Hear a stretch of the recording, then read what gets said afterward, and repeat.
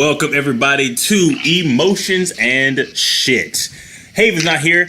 She has been banned from the office just for a little bit. But in the meantime, I have two guests with me returning. Dee Sweets, what's up? Hello. And a new person on the show. Introduce yourself. Hi, Diyaami. What's going on, y'all? Yeah, and today we are talking about mental health. We just go serious after that train wreck of an episode that we did last week. I mean, it was fun, but I don't know what it was about. So It was fun, but chaotic. exactly. So I have a question. I'm gonna let you guys bounce it off. I'll let the new person bring it out.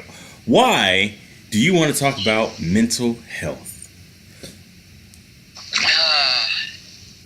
Damn, put me on the spotlight. Yeah. No, I want to talk about it because I feel like it's not talked about enough. Like, I feel like you can bring up mental health, people just try to, like, change the subject. You know? Yeah, you're right. It's like, yeah, it's like, oh, I'm having this problem. And then, like, someone else tries to change it. Like, no. Focus on me. I'm struggling.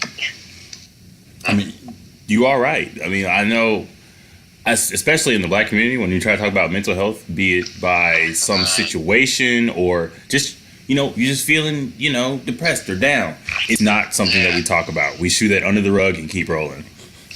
Right. Yeah, just go pray on it, baby. Just go pray on it. Oh, I hate that. I had a meme that said, "With thoughts and prayers kick in," and it's Neo. But no, you are absolutely right. On a serious note, you are right. We don't talk about it. We think that just giving your thoughts and prayers, as I said earlier, or just pray on it is going to fix everything, and that's just not how that works. Right. Like, people don't understand that talking about it, discussing, having a real conversation about it does a lot more than just think about it to yourself, baby. You got this. I believe in you. That doesn't work. Right.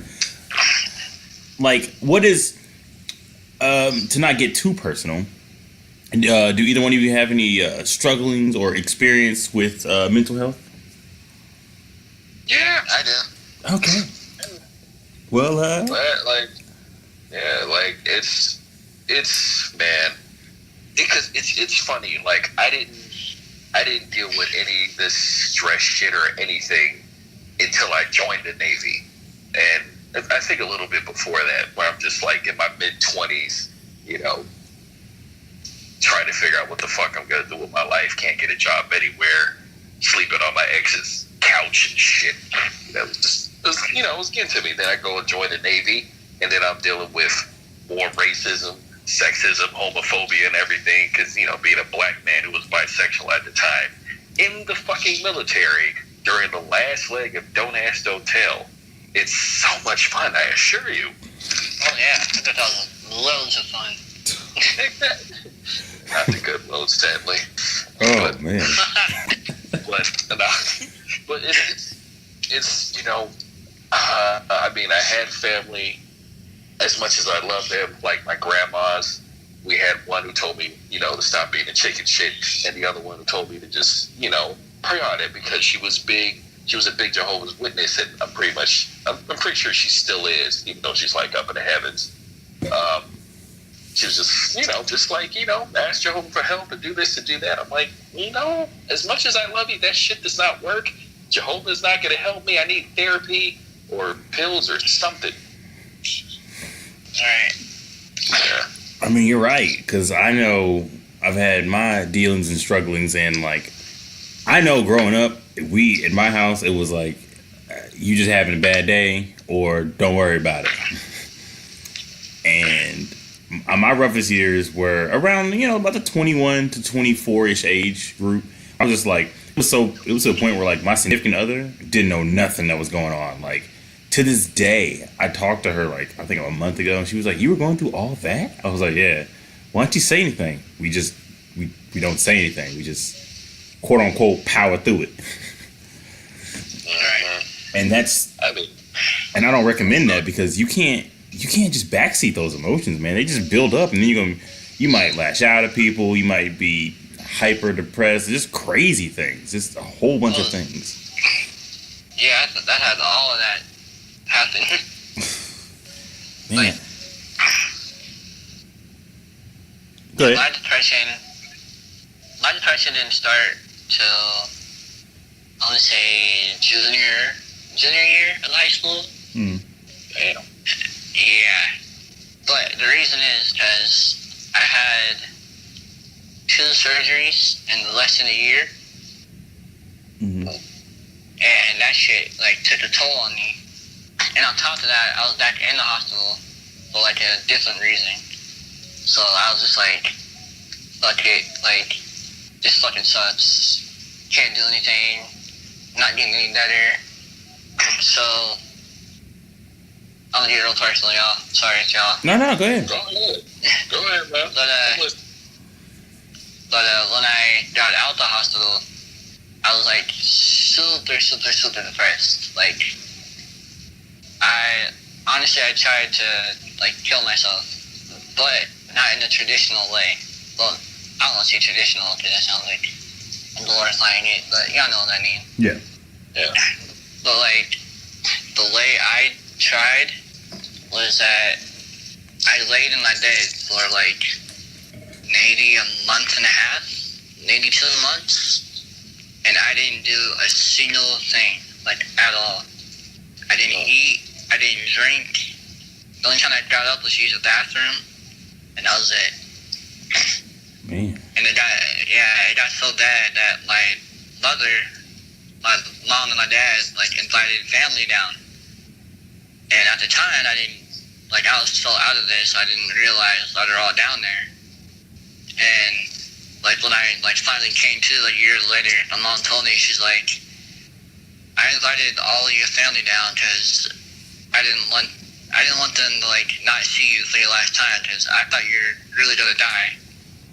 I was like, shit. Damn. Yeah. And she also told me, like, my mom, like, she's not a crier at all. And she told me, like, she was, like, cried the whole entire time. And that shit really hit home. I was like, fuck, bro. Man, yeah. Yeah. All right, I got a question for you, man, because I was just thinking about, I'm guilty of saying this shit, too. How does it make you feel when you hear, well, I'm glad you're still here and you didn't do that? Like, how does that make you feel when someone says that? I mean, it's kind of good and it's kind of bad. Yeah. It's like I'm dead, they're like thinking about me and they're glad I'm still here, but it's like, it's also the same people who like didn't check up on you.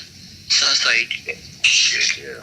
Yeah, it's like, do you really care, or are you just like saying that to make yourself feel better? You know? Yeah.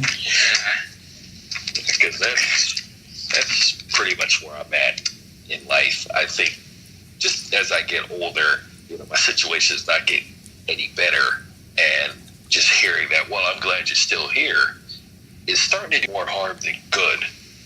And this is just all kinds of lovely things. I can't wait to tell my therapist in a couple weeks.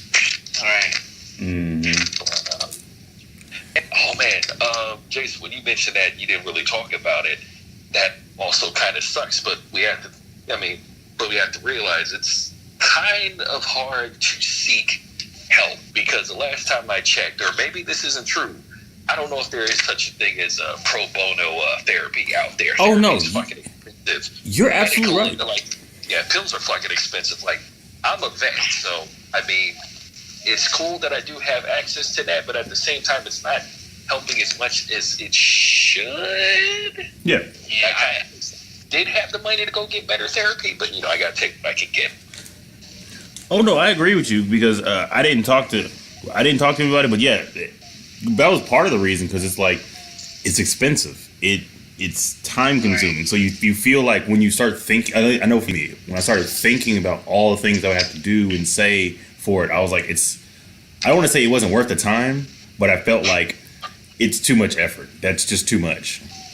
I felt like it would pile more things on trying to do it than just not do it at all. See, yeah, that's what I thought too, but like, recently I went to go see a counselor.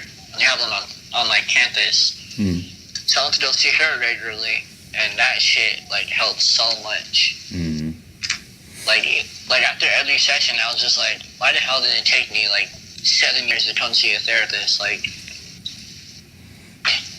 yeah, better late than never, right? yeah, true. I feel like it was like I could have done it so much sooner. I could have been like so much happier. Yeah, but I also told her I was like, I'm not doing any pills. Like, I'm not doing any medication. I'm not doing none of that shit.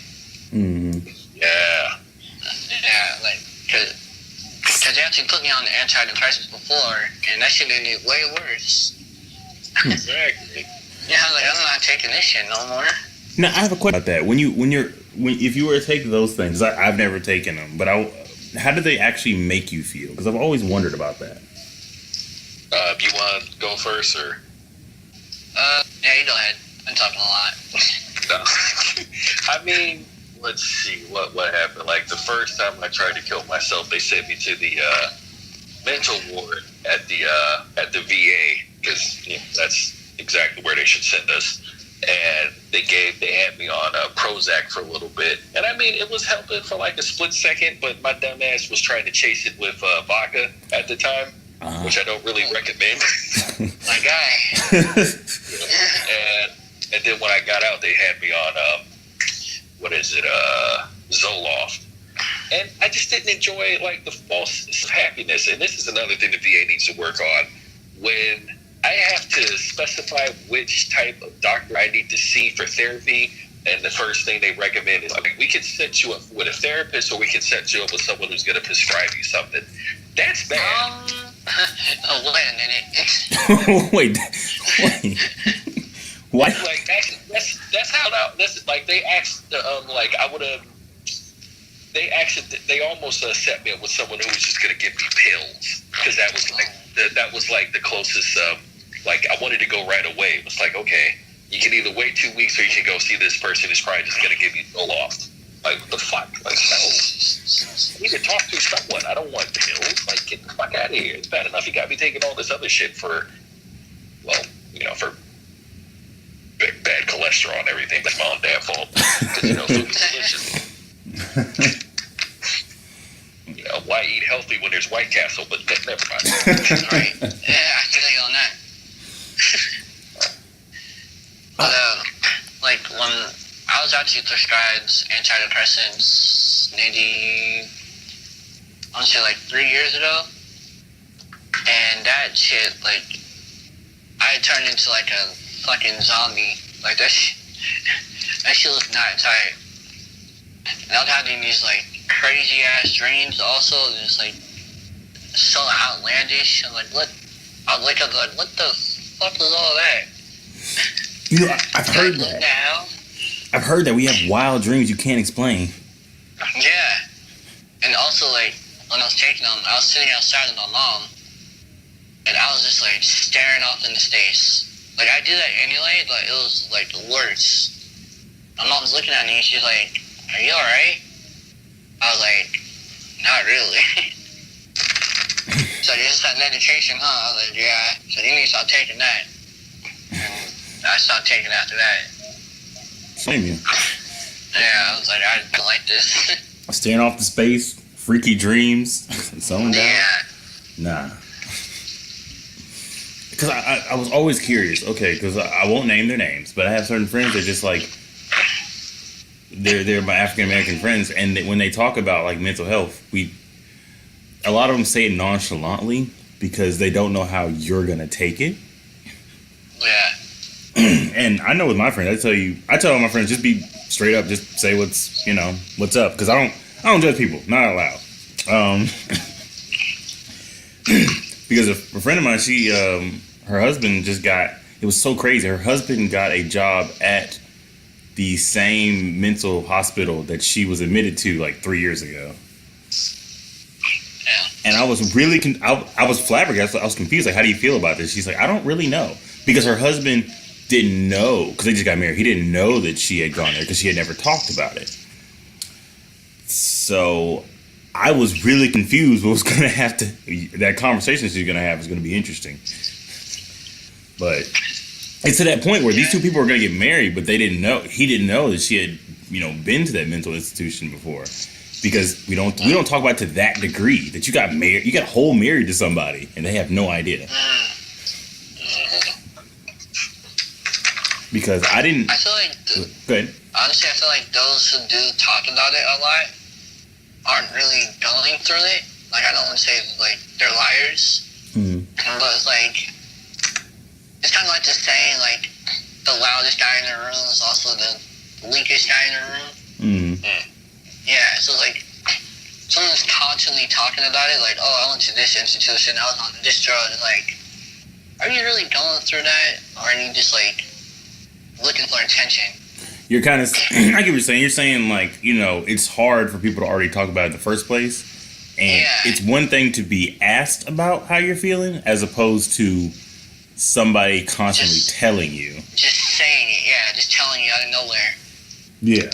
Well, I can see that. Because I know with me, I don't bring it up unless you ask, honestly. Even then, I'm still like, I don't want to talk about it. Yeah. Because I remember when I first told my best friend about it, she was like, "So do you want to talk about it?" No, I'm done. Do you want a hug? Right. No, I'm good. Right. Because it's funny you say that because my mom actually, because I tell my mom everything, so I told her what's going on, and she was like, "Do you tell your like friends about this?" I was like, "No, not really." And she's like, "Why?" Like, that shit's hard to talk about. But she was like, "But that's your friends and shit." Like, yeah, I know, but like, can you like? It's not hard to like come out your friends. Hey, this is how I'm feeling sad. Yeah. Like, it's like you don't want to like do that to your friends. So it's kind of messed up. Yeah, because I know with me, I can only speak from my own personal experience. With me, it's like I always have that feeling in the back of my head that when I'm talking to them about it, I'm somewhat burdening them with my problems. Right, yeah, exactly. Like, they don't want to, because I feel like if I keep talking about it, they don't want to come over here and hang out with me. Right. Because like, oh, there's Jason. He wants to talk about this, this, and this. And I know they tell me that it's not like that, but I still feel that way. Yeah, that's exactly how I felt. Like, yeah. There's actually one time, me and my friends had a party, and like we're all like drinking, had a good time, whatever. And I just like suddenly just like broke down crying, like literally out of nowhere. Started crying. So my friend's like, "Yo, what's going on?" I was like, honestly, I don't know, bro. I just like started crying and everything. So then like they took me outside. Like one friend took me outside first, and they're talking. Then another friend comes. They're talking, and another friend comes, and we start talking and shit, like telling everything. Like, it was at that moment, I was like, yo, like, these niggas actually really care about me. Like, yeah, because, like, if they didn't, they still be inside of them girls that we had in there, but these niggas actually care. Exactly. I mean, good friends will do that. They'll surprise you and shock you. Oh, yeah. So, okay, I know growing up, a lot of the time they ask you, people nowadays have a hard time understanding that sometimes it just happens. Sometimes it comes out of nowhere. They always ask, well, what's wrong? What can I do? There's nothing, a lot of times there's nothing you can do. I'm just feeling this way. Alright. I know with me, I don't want to talk about it. Leave me alone. I'll figure it out. And I know a lot of times that's the worst way to do it. But there are some times where I'm like that, and sometimes I'm like, let's talk about it. It just depends on the situation for me. Yeah. I say I give people bits and pieces because I really don't want to get into the whole damn thing unless you got like a degree. Yeah. And like a like for this shit. It's like I love my friends. I love my loved ones and everybody. I'm happy to tell them certain things, but it's like, no, I need professional help, and none of you guys went to school for this, so. Oh. Yeah. It's like my mom too, cause like I talked to her about a lot of shit, but like at the same time, I'm just like, I don't know if I can talk to you about this. I think I made the biggest mistake I made with this was, so I dated this girl, and I've mentioned her on the show before. Her name on the show is Belle. It's not a real name, but out of respect, I'm not gonna say her real name. But she's actually is he a psychiatrist or psychologist? Psychiatrist, that's what it is.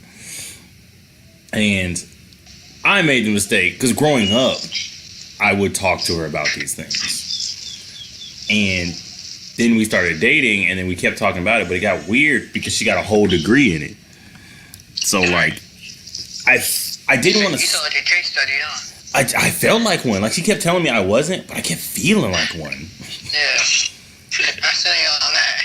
And I remember I went to her one day, I was like, should I stop talking about this? She's like, no, you're still, like, my friend and my boyfriend and stuff like that. I was like, I don't know. I feel like you're like my doctor that I don't pay. I guess that's where we're at in 2018, where dates double as dissertations. Yeah. Because it never, the crazy thing about it, it never dawned on me until I went to her post graduation. I was just like, I went to her post graduation and I was like, oh, you're really the doctor now. Like, this is for real. It's a whole bulletin board to you. She did. She really did. No, you're lying. I didn't know what to do with that either. Like, I mean, You have a whole bulletin board to you? she did that once, yeah. She was like, well, let me explain why you're feeling the way you're feeling. And I was like, I reckon. Wow. You don't do that. Yeah, right? I gotta go. I mean, I told her never do that again. And she respected, she didn't do it anymore. But man, was that awkward. Yeah, like, this is a PowerPoint? What's going on here? Hit you with the PowerPoint presentation. Throw the whole ass thesis on your feelings. Dude, I told her that. I told her, you are not allowed to write anything about me. I'm reading all your writings because if you write one about me, I will never forgive you. Yeah, it's a wrap. She didn't write one about me, thankfully. She didn't do anything like that. I read all her paperwork. So, damn. She got like citations and shit. Exactly. Another thing I've noticed is a lot of like sometimes it happens from like a mixture of anxiety or like missed opportunities and goals. Like for her example, her sister is similar, where her sister is a psychologist. I know, and she was trying to help her sister with writing her papers and whatnot. And she said her sister fell into a depression because when she graduated, she never found a job. I think she's still looking. That was like 3 years ago. She's still looking. How long ago? Like 3 years ago. Oh, they said 30 years ago. Oh. Okay, this is going to be the first and last time I quote Kanye. But when he graduated at the top of his class, I went to Cheesecake. He was a motherfucking waiter there. Yeah. Because she definitely... That's all I'm going to give him. Because he's still on my shit list. Yeah, I understand that. Absolutely. I understand that. See, here's the crazy thing about it is you're absolutely right, because she definitely works at Waffle House. So, gotta pay them student loans. She find a new job because it's kind of not safe for us at the moment. Yeah, Waffle House, maybe she should transfer somewhere else. You would think so. At Huddle House. Go to Huddle House instead. Like an IHOP, lady, Denny's. I'll have to hit her up. Be like, hey, so we decided you need to move somewhere else. Yeah, you need ASAP. Yeah, go get a job at Applebee's or something. They're not arresting us there. I swear, she's working there, gonna get arrested. It's crazy. I love Applebee's. They're too funny. Oh man. I'm always there when they bring their dollar reader back. Ooh, when is the next time we're gonna do that? I don't know, because they did that last month. They need to just make it a permanent item. They do. Come on. I heard that shit was out of the budget though. He said what? Hey, it's $1. Oh yeah, okay, yeah, that makes sense. You're right. Ah, I love it. And it's right around the corner from me. I can literally walk there and stumble home. Hey, me too. That's the life. You lie in a wheelchair. This episode is not sponsored by Applebee's, but they do need to cut the check. Right. Come on now. Well, I don't know. Maybe a conversation about depression and alcohol is probably not the best advertisement. You know what? Yeah, you're right. Yeah. This episode of Depression is brought to you by alcohol. Oh, man. Speaking of it, I'm near Portland, so I should mention, PB or whatever that fucking beer is. PNB. Okay, I see you. All right. What's it called? Puddin' Rock or something like that? Oh wait, no PBR. Sorry, PBR. PBR. There you go. Ah, fancy. I hate that beer. I hate it. This is trash. But you're at a party and it's the only thing to drink. Fuck it, it's like you better. No, you're right. You're right. So, one question. I got one more question. So, it's always weird. What do you do when you have other people who are facing a similar thing? Where it's like, let's say you and your friend are going through the same thing. Have you ever had a situation where you tried to work with said friend, try to understand it together, or did you just try to face it by yourself? I mean, if they want to tell me what's going on in their lives, I will sit there and I will listen. It will get my undivided attention because I do the same thing for them. But if they don't want to talk about it, I'll respect that too. Because I'm gonna try not to be, the person that everyone else is being to them. I'm not trying to be a thought and prayer motherfucker to them. Like that's the thing we need. I'm not trying to tell them, to get over it, toughen up, man up. Pray on any of that bullshit because that shit hurts.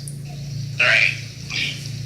Yeah. But, I just try and be there for them to the best of your ability. If they want you there, cool. If they don't want you there, cool. Yeah. Yeah. That's exactly how I feel. Because, it's kind of like being in the same shoes. Like, would I want someone pressure me like this? Or would I want someone tell me, oh, what's wrong, over and over, if you want to talk about it, tell me. If not, cool. They're gonna sit here. Yeah. No, I agree because people don't understand that's how that works. Like some people will. Every situation is different. You have to play every situation by ear, and people don't get that. There's no uniform way of addressing it at all. Alright. Because I know, I'm not trying to out her. She's totally open about this. My lady has a similar issue like that. Like we work on it together, and she's like, me and her, our situation is we balance each other out. And it works for us. I don't think it worked for other people. Like I know some of my exes who had a similar issue. It has not worked at all. But this one, it works for us. We've got no complications really. When one of us wants to talk, we're there. If they don't want to talk, we understand. You have to have communication among your friends, significant others, all that good stuff. Exactly. Alright. So, one more thing. If you were to have some sort of advice for anybody out there in the world about mental health, whether it be talk about it or how to address your own mental health, what would you say? The same thing I tell myself daily. You're stronger than you think. And there's absolute no shame in seeking out any kind of help. And if anyone says that, feel free to drop kick them in the motherfucking throat. Those are not the people you need in your life. If you got a strong ass support system, better latch onto that shit. And there's no shame in seeking out help, and that's something I had to learn. You know, one of many things we learn the hard way as we get older. I mean, because shit, I've had to call the fucking vet crisis line just like a couple weeks ago when I thought I was gonna fucking kill myself. So it's like, if you need help, get it. So, And, go ahead. I agree with everything you said. I just have to point out, not to detract from what you said, that while you were saying that wonderful advice, there were birds chirping. Yeah. Birds can help too, I guess. Yeah, you're on some Snow White there. You know, go get you some pigeons on some Mike Tyson shit. I don't know. As long as not Ozzy Osbourne that bad. Oh shit. Those were bats. Yep. It was a bad. Yep. That was the bat. What you got for me, man? What's your advice? My advice is you're not alone. Like, I know you may think you're the only person going through what you're going through, but there's many of us out there, and we're all willing to help each other, so don't be afraid. Someone's always willing to listen, including me, so. Yeah, absolutely. I always tell people that I like having conversation with people. Sometimes a lot of time, I'm a good listener. I'll sit there and listen to somebody talk for 2 hours because sometimes I know it's good for the soul to have somebody actually listen what's going on and not necessarily tell you something. Exactly. If you need a listening ear, I guarantee you, I'm a great listener. Same here. Yep. I may get a little crazy, but my ears are always open. So now is my favorite part of the episode. Favorite part. The shameless self-promotion. Where? I thought you were going to ask us if there was a fat dude, are we going to eat him to survive? Well, see about that. Absolutely. We just. Without a doubt. All right. Don't let homophobia keep you hungry, okay, folks? No, I'm eating that son of a bitch. Do not let homophobia keep you hungry. If there is a fat man you need to eat him, eat him. And I'm looking inside his belly, too. My lady just walked in and Shane looked at me and then shook her head. But where can we find you wonderful people? Where can we find you at? Me, I guess, Twitter, Instagram, DEE_sweets. Snapchat is DEE_sweets. That's about it. Oh yeah, wait, I also got a show or some shit that you can listen to if you want. I mean, you can find me on Breakneck Child Podcast. You can also find me on Casually Sarcastic with Keisha and Derek. Both of those shows you can find on SoundCloud, Google Play, Anchor, and Pocket Cast under Two People, Two Podcasts. And that is enough of me plugging my shit. And you, my man, you're up. Alright, I'm not sounding like a SoundCloud rapper right now, but It's your money. find me on Facebook, Twitter, Instagram, Snapchat, Tinder. No, I'm just kidding. And Diyaami. Huh? You can find my ass on there. DDD the cheeks. You said what? Oh my god. You said what? It's not important. Go ahead, brother. Oh my god.